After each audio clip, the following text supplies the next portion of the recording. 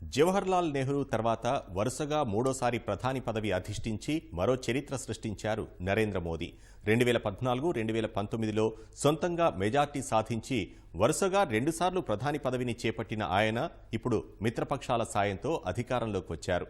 మూడోసారి పదవి దక్కింది సరే, కానీ మోదీ ముందు అనేక సవాళ్లు ఎదురుచూస్తున్నాయి. భాజపాకు సొంతంగా బలం ఉందన్న ధీమాతో రెండు హయాంలలో స్వేచ్ఛగా నిర్ణయాలు తీసుకున్న మోదీ ఇప్పుడు మిత్రపక్షాలతో సంప్రదించనిదే ముందుకు వెళ్లలేని పరిస్థితి. ఏపీ, బీహార్కు ప్రత్యేక హోదా సహా తెదేపా, జేడీయూ వంటి పార్టీలు పలు డిమాండ్లను కూడా ముందు పెట్టే అవకాశం కనిపిస్తోంది. మరి మోదీ ఈ సవాళ్లను ఎలా ఎదుర్కొంటారు? మిత్రపక్షాల ఒత్తిడిని దాటుకుని ఎలా ముందుకు వెళ్లే అవకాశం ఉంది? ఇంకా ఏ సవాళ్లు ఎదురుచూస్తున్నాయి? గత 10 సంవత్సరాలు వేరు, రాబోయే 5 ఏళ్లు వేరు. ముచ్చటగా మూడోసారి ప్రధాని పగ్గాలు చేపట్టిన నరేంద్ర మోదీకి వర్తించే సూత్రమిది. కారణం 2014, 2019లో మిత్రపక్షాల అవసరం లేకుండానే సొంతంగా అధికారం చేపట్టిన మోదీ ఈసారి వారిపై ఆధారపడి పీఠం ఎక్కడమే. భాజపాకు సొంతంగానే మెజారిటీ ఉండడంతో 10 ఏళ్లు ప్రతి నిర్ణయాన్ని స్వేచ్ఛగా తీసుకున్న మోదీ ఇప్పుడు ఆచీతూచీ అడుగేయాల్సిన పరిస్థితి. అన్నీ కాకున్నా కీలక నిర్ణయాల విషయంలో మిత్రపక్షాలను సంప్రదించాల్సిందే. అందుకే తొలి 2 హయాంలతో పోలిస్తే రాబోయే 5 ఏళ్ల కాలం మోదీ పాలన పూర్తిగా భిన్నంగా ఉండనుందనేది విశ్లేషకుల అంచనా. కీలక నిర్ణయాల విషయంలో మిత్రపక్షాలను సంప్రదించాల్సి రావడమే కాదు, వారి డిమాండ్లను నెరవేర్చాల్సి కూడా ఉంటుంది. ఎన్డీఏ కూటమిలో రెండో అతిపెద్ద పార్టీ అయిన తెలుగుదేశం పార్టీ సహా మరో కీలక భాగస్వామి జేడీయూ పలు డిమాండ్లను ముందుకు తెచ్చే అవకాశం కనిపిస్తోంది. గత 10 ఏళ్ల పాలనలో ఎన్డీఏ పక్షాలు తమ డిమాండ్లను మోదీ ముందుకు తీసుకువచ్చినా అంతగా ఒత్తిడి చేసేవి కావు. కానీ ఇప్పుడు ఆ పరిస్థితి లేదు. ప్రభుత్వ మనుగడకు తమ పార్టీల అవసరం ఉంటుంది కాబట్టి తమ డిమాండ్ల కోసం ఇప్పుడు అవి ఒత్తిడి చేసే అవకాశం ఉంది.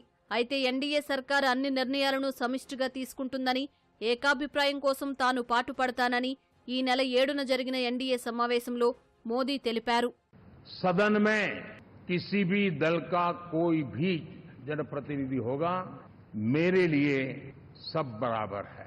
और यही एक भाव है जिसके कारण 30 साल से एनडीए अलायंस मजबूती के साथ आगे बढ़ा है. सबको गले लगाने में हमें कभी कोई कमी नहीं रखी है. उसी का परिणाम है कि जनता का विश्वास भी जीत पाते. हमने 2024 जिस टीम भावना से काम किया, सबने मिल करके ये जो काम किया है और उसी ने हमें ऑर्गेनिक अलायंस का सामर्थ्य दिया है. एक दूसरे का सहयोग किया है. हर किसी ने यही सोचा, जहां कम वहां हम, और तभी तो जीत आती है. हमारा 10 साल का अनुभव है. भारत के हर क्षेत्र का और भारत के हर नागरिक का जो एस्पिरेशंस हैं, रीजनल एस्पिरेशंस, वे और नेशनल एस्पिरेशन, इसका एक अटूट नाता होना चाहिए. इसके बीच में हवा तक गुजर न सके इतना जुड़ाव होना चाहिए, तब देश आगे बढ़ता है. మరీ ముఖ్యంగా ఆంధ్రప్రదేశ్, బీహార్ నుంచి ఎన్డీఏకు మద్దతిస్తున్న తెలుగుదేశం పార్టీ, జేడీయూ రాష్ట్రాల ప్రయోజనాల గురించి గట్టిగానే పట్టుబట్టే అవకాశం ఉంది. మరీ ముఖ్యంగా ఆంధ్రప్రదేశ్ విషయంలో ముఖ్యమంత్రిగా ప్రమాణ స్వీకారం చేయబోతున్న తెలుగుదేశం పార్టీ అధినేత చంద్రబాబు చాలా స్పష్టతతో ఉన్నారు. అమరావతి, పోలవరం, పరిశ్రమలు, పెట్టుబడులు, పట్టణాభివృద్ధి, యువతకు ఉపాధి విషయంలో ఆయన కేంద్రం నుంచి పెద్ద ఎత్తున సహకారం ఆశిస్తున్నారు. వాటి కోసం మోదీ సర్కారుపై గట్టిగా ఒత్తిడి చేసే అవకాశం కూడా ఉంది. మరి ఆయా పార్టీల డిమాండ్లను మోదీ ఎలా తీరుస్తారు అన్నది ప్రశ్న. పథకం, పేరు ఏదైనా అభివృద్ధి కార్యక్రమాలకు నిధులు, విధానపరమైన మద్దతును బలంగా కోరుకుంటున్నారు చంద్రబాబు. చంద్రబాబు నాయుడు గారు కానీ, నితీష్ కుమార్ కానీ వారి వారి రాష్ట్రాల సమస్యలకు ప్రత్యేక హోదా ఇస్తే బీహార్ కూడా వెనుకబడిన రాష్ట్రమే. ఆంధ్రప్రదేశ్ నవ్యాంధ్ర మనకు ఉమ్మడి రాజధాని హైదరాబాద్ నగరాన్ని నవ్యాంధ్ర కోల్పోయింది కాబట్టి కొత్త రాజధాని అన్ని అంగులతో నిర్మించుకోవడానికి చాలా సమయమే పట్టేటట్టుంది. అందుకు భారీగా నిధులు అవసరం ఉంటుంది. అందుకు కేంద్ర సహాయం కూడా భారీగానే అవసరం ఉంటుంది. పరిశ్రమల అభివృద్ధి, వాణిజ్యం అభివృద్ధి, వెనుకబడిన ప్రాంతాల అభివృద్ధి అనేది కూడా చంద్రబాబు నాయుడు ప్రభుత్వం ముందున్నటువంటి, కూటమి ప్రభుత్వం ముందున్నటువంటి అత్యంత క్లిష్టమైన కర్తవ్యం. వాటిని పరిపూర్తి చేయాలంటే భారతీయ జనతా పార్టీ కూడా ఇప్పుడు ఆంధ్రప్రదేశ్ రాష్ట్రంలో ఆ కూటమి ప్రభుత్వంలో భాగస్వామిగా ఉన్నది కాబట్టి ఇక్కడ ప్రజల ఆకాంక్షలను నెరవేరుస్తూ నవ్యాంధ్ర సర్వతోముఖాభివృద్ధికి వచ్చే 5 ఏళ్లలో ఒక చాలా గరిష్టమైనటువంటి ప్రయత్నాలు చేయవలసి ఉంది. సాధారణంగా ప్రతి రాష్ట్ర ప్రభుత్వం వివిధ అభివృద్ధి పనుల కోసం నిధులు కావాలంటూ కేంద్ర ప్రభుత్వానికి విజ్ఞప్తులు చేయడం సహజం. కేంద్ర ప్రభుత్వం తమ అభీష్టం మేరకు నిధులు కేటాయించాలా వద్దా అన్నది నిర్ణయం తీసుకుంటుంది. అయితే తమ మద్దతు అవసరం కాబట్టి ఎన్డీఏలో భాగస్వాములుగా ఉన్న పార్టీలు కేంద్ర ప్రభుత్వంపై గట్టిగా ఒత్తిడి చేసే అవకాశం ఉంది. నిధులు మాత్రమే కాదు, పలు ఇతర అంశాలపై కూడా గట్టిగా అడిగే సూచనలు కనిపిస్తున్నాయి. ఎన్నాళ్లుగా ఉన్న అపరిష్కృత అంశాలు, పెండింగ్ విషయాలను పరిష్కరించాలని గట్టిగా కోరే అవకాశాలున్నాయి. ఆయా అంశాలను మోదీ తప్పగా పరిశీలించాల్సి ఉంటుంది. మరి ఈ ఒత్తిళ్లను మోదీ ఎలా దాటుకుని ముందుకు వెళతారు అన్నది తేలాల్సి ఉంది. గతానికి భిన్నంగా మిత్రపక్షాల డిమాండ్లన్నింటినీ నెరవేరుస్తారా లేదా అన్నది వేచి చూడాలి.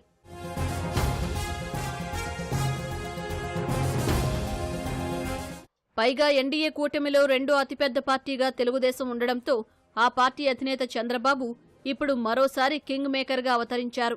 కూటమిలో మోదీ తర్వాత ఆయనే కీలకంగా మారారు. కేంద్ర ప్రభుత్వం తీసుకునే కీలక నిర్ణయాల్లో ఆయన కూడా భాగస్వామి కానున్నారు. 10 ఏళ్లలో కేంద్ర ప్రభుత్వం ఏ నిర్ణయం తీసుకున్నా వాటి వెనుక మోదీ, అమిత్ షాలే ఉండేవారు.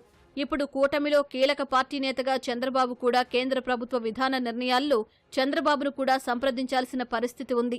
గతంలో తెలుగుదేశం యునైటెడ్ ఫ్రంట్ ఎన్డీఏ కూటమిలో భాగస్వామిగా ఉన్న సమయంలో అప్పటి ప్రధానులు దేవగౌడ, ఐకే గుజ్రాల్, అటల్ బిహార్ వాజ్పేయిలు కీలక నిర్ణయాల్లో చంద్రబాబును సంప్రదించేవారు.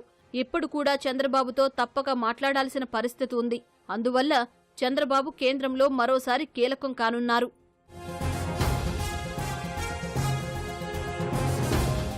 భాజపా సైద్ధాంతిక అజెండాలో కీలకమైన ఆర్టికల్ 370, ట్రిపుల్ తలాక్ రద్దు వంటి నిర్ణయాలను మోదీ ప్రభుత్వం స్వేచ్ఛగా తీసుకుంది. ఇప్పుడు ఆ పరిస్థితి లేదు. భాజపా అజెండాలో కీలకమైన ఉమ్మడి పౌర స్మృతి అమలు పెండింగ్లో ఉంది. పాకిస్తాన్ ఆక్రమిత కాశ్మీర్ను స్వాధీనం చేసుకుంటామని కూడా భాజపా ఇటీవల కాలంలో పలుసార్లు ప్రకటించింది. ఇలాంటి అంశాల విషయంలో తప్పకుండా మిత్రపక్షాల అనుమతి తీసుకునే ముందుకు సాగాల్సిన పరిస్థితి. పెద్ద నోట్ల రద్దు, జీఎస్టీ లాంటి నిర్ణయాల విషయంలో కూడా మిత్రపక్షాలను సంప్రదించాల్సిందే. ఇలా ఏ కీలక నిర్ణయం తీసుకోవాలన్నా స్వేచ్ఛగా ముందుకు వెళ్లలేని పరిస్థితి మోదీది. అందువల్ల గత 10 ఏళ్ల పాలనతో పోలిస్తే రాబోయే 5 ఏళ్లు ఎలా ఉంటుందనేది చాలా మందిలో ఆసక్తి కలిగిస్తున్న విషయం.